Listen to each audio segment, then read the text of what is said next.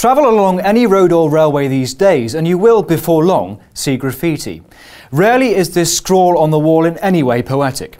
It might be profound or even passionate, but probably not along the lines of "Aithonides is beautiful and willingly takes it up the backside," which is inscribed on the rocks of Mount Hymettus just above Athens and dates from the 5th century BC. Shocked? Well, that is just the start of it.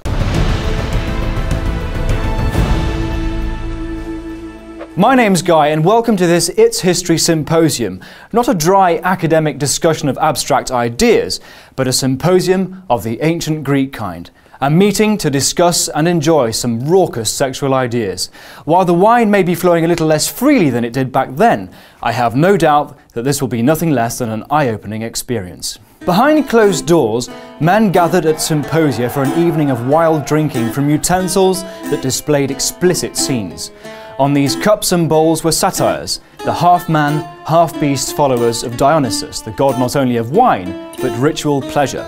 The scene showed enormous erect penises engaged in every activity that was taboo in public and that, officially speaking, regular men did not indulge in.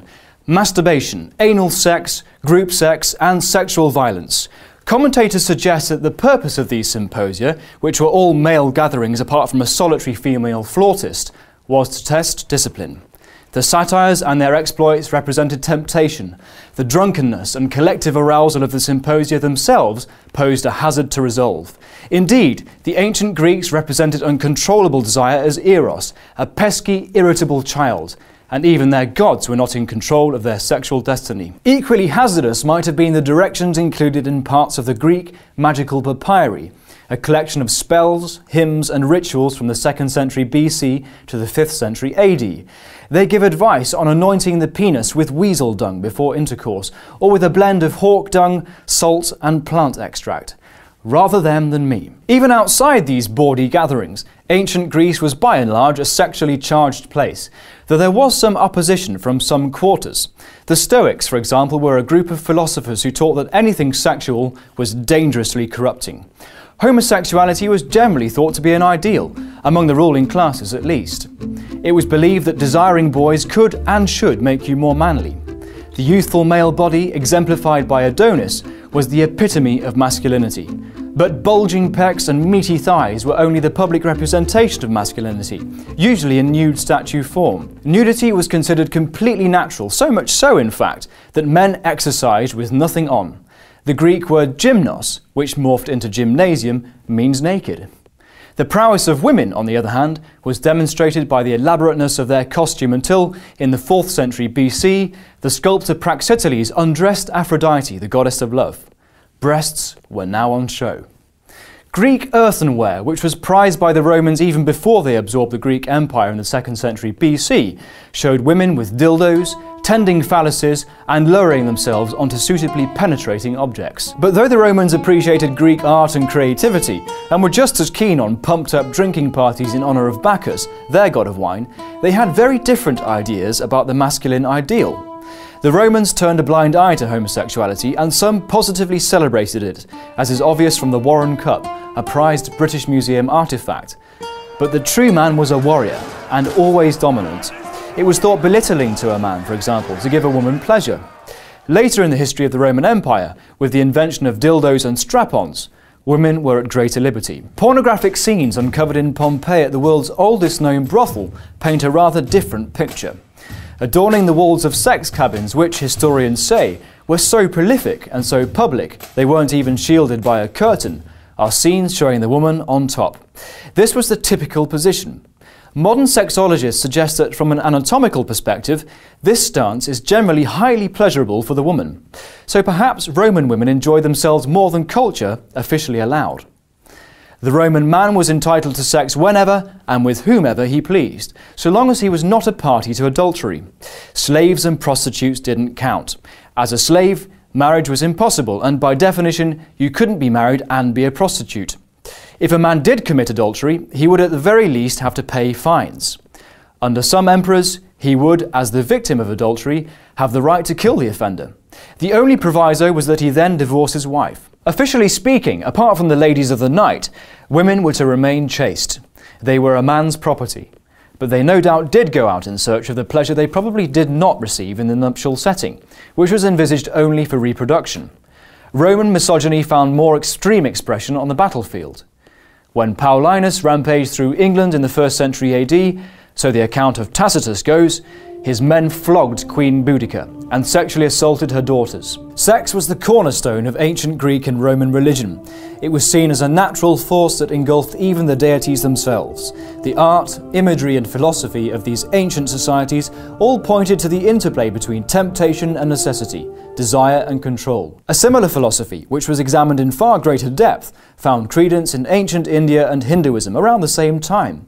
The most famous example of the centrality of sex to society and culture in the Orient is found in the Kama Sutra. Its writer, Vatsyayana, was something of a 2nd century libertine. He came from a wealthy family and was at liberty to spend his days pondering the 4 sutras of Hinduism. He was part of a tradition in the India of the time that placed great importance in knowledge for posterity. The arts and the sciences were finding their feet, and there was a great drive to put things down in writing. It was the Wikipedia ethic of the time. The sutras are overarching principles, envisaged as the threads that knit life together. First and foremost, then, the Kama Sutra is a guide to virtuous living, and everything you need for pleasure. Intended for an elite reader as it was written in Sanskrit, it was, in a sense, a guidebook for the man of leisure. The Kama Sutra examines in great detail what triggers desire, what sustains it, and how and when desire is good or bad. Its 7 sections cover social life, courtship and marriage, extramarital relationships, courtesans and their behaviour, and advice for improving attractiveness, before climaxing in a thorough examination of sexual technique. The nature of sexual pleasure forms the beginning of the book. A good lover should think about the right setting for sex. Should it be in the house or in the garden? What kind of man are you? And what kind of woman is she? What time of day is it? Mood is important, and so is the manner of embrace. There are different ways to hold each other, as there are different techniques for awakening arousal, including biting, licking and scratching. The Kama Sutra is an egalitarian work. It says that whatever your partner does to you, you can do back, and that includes a cheeky slap on the bottom. While there is no mention in the book of the clitoris, Vatsyayana acknowledges that men and women have equal sexual desires, and that a man should, in any case, stroke a lady's yoni, a generic term for the vulva and all its nooks and crannies. Although written for men, the Kama Sutra has of course been adopted as one of the seminal works on sexuality. It would appear that some women in India have taken its teachings too far.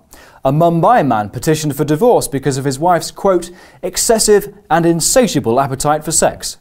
The woman in question did not challenge her husband's evidence.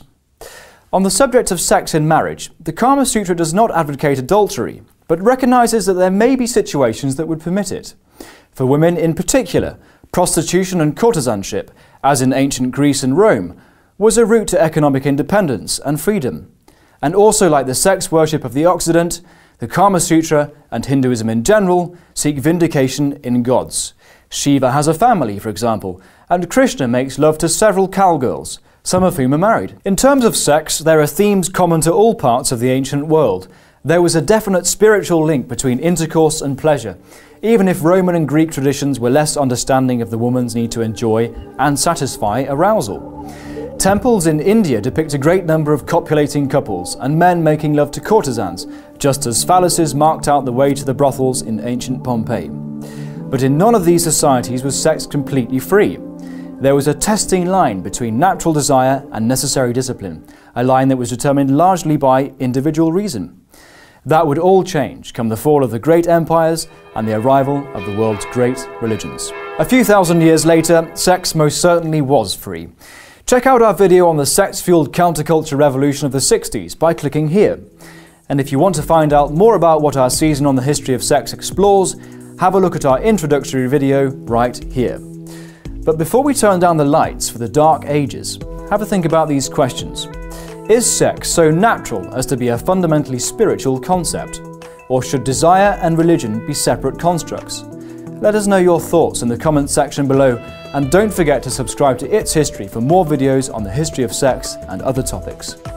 My name's Guy, thanks for popping by, see you next time.